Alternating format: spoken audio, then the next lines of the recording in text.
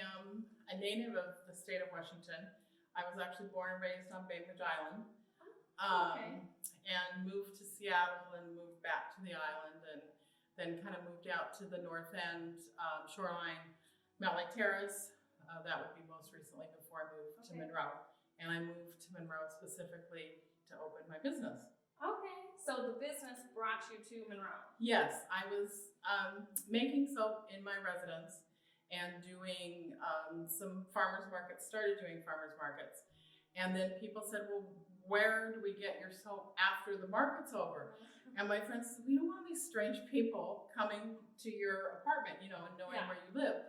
And so I started looking for someplace to open a store and didn't see anything. So I just kind of said, okay, forget that. And then a couple months later, I went back out and found space here in the Savoy building in Monroe. And so that was just a little more than 11 years ago, that I moved out here. Awesome. That's super exciting. And how did you start soap making in the first place? I was an alcoholic for 30 years. Oh, okay. And when I got sober, I wanted to do something because I always said I didn't have a creative bone in my body. So I bought a book about making cheese and one about making soap.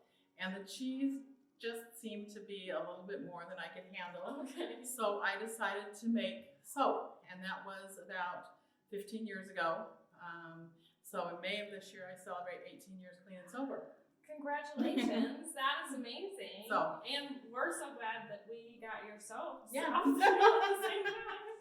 Oh, wow. That's incredible. Anyway, that's how I ended up doing that. Yeah. And it just amazing. Yeah. Okay. And what's your favorite part about soap making in the business? My customers. Okay. I love my customers. The last year has been very difficult for me because I typically do 30 or so street fairs and festivals around the area, and they all got canceled. Of course.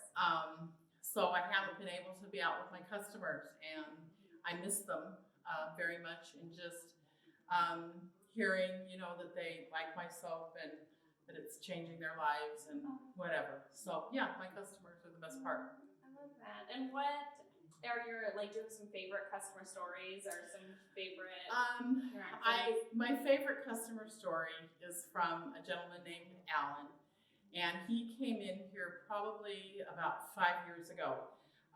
He served in the Army in Vietnam, and he was exposed to napalm and Agent Orange. Oh, wow. And it had, as he's aged, it's had a negative effect on his skin, and he'd been to the doctors and tried different soaps, and he used a bank across the street.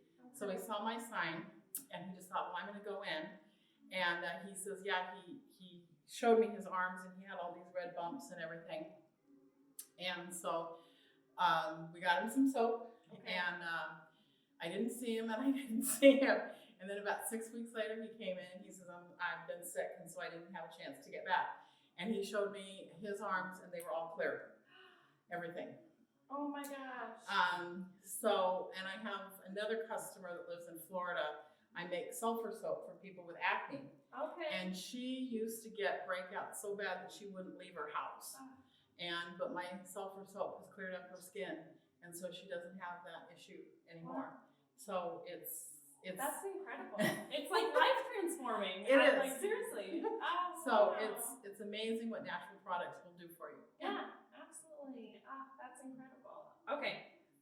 Let's see. How has running this business, as a small business, changed your life? You talked a little bit about that already, about how you kind of started it in a time that was difficult to change your life, but how has continuing to run it and sticking with it kind of changed your life? When I moved into this particular space, it was in April. So farmers markets were starting, and then we were getting into the fall and fall soaps, and then it's Christmas, and so everybody's buying gifts, and I'm busy. Everything's, and this was in 2009, I think. And so then next year, January, February, I had no customers. I mean, there were no people in my store. I'd only been here less than a year. People didn't really know me. They didn't know my products. And I literally wanted to walk out that door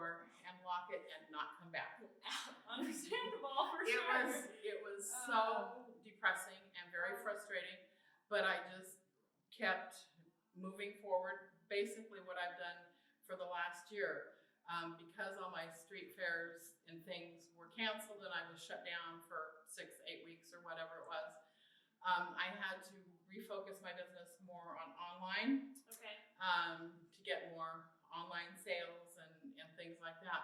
So again, it's still difficult because we don't have a lot of foot traffic out. So there are weeks, there was a week I think in September, October, I didn't have anybody in the store all week.